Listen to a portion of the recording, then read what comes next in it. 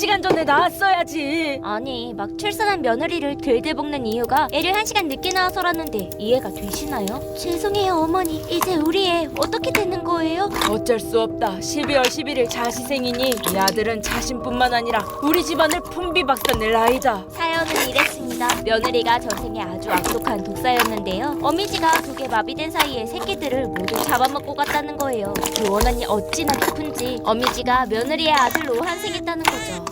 애를 살리려면 네 옆에서 떼어놔야 한다. 할 수 있겠니? 며느리는 순간 도리지를 치고 싶었지만 네, 따를게요. 끝내 수긍을 할 수밖에 없었어요. 그도 그럴게. 이번 푸른기와집 주인장은 이분이 되겠구먼. 대통령까지 맞추는 신묘한 영적 능력에 사내 사업자금 다들 복비에서 나온 것 잊었나? 기업 회장인 큰 아주버님도 꼼짝 못할 카리스마까지. 이 집안의 실세니 어떻게 시어머니를 건드릴 수가 있겠어요.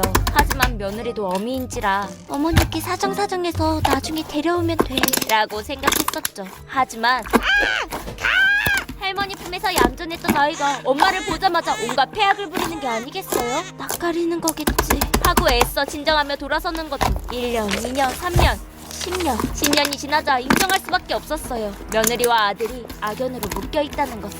그래도 어머니, 우리 아들이 이렇게 잘 큰 것만으로도 다행이에요. 바르게 키워야지. 우리 집안이 망하지 않게 하려면. 아들은 전기에서 노는 모범생에 얼핏 봐도 품이 넘치는 행동거지 하나하나까지 어디 하나 나무랄 데 없는 귀공자처럼 자라고 있었죠. 그러다 보니 아이가 대학에 붙고 20살이 되던 해에 이제 괜찮아진 거 아닐까? 희망에 가까운 유혹의 시간이 찾아오고 말았습니다. 이제부터 엄마랑 살자.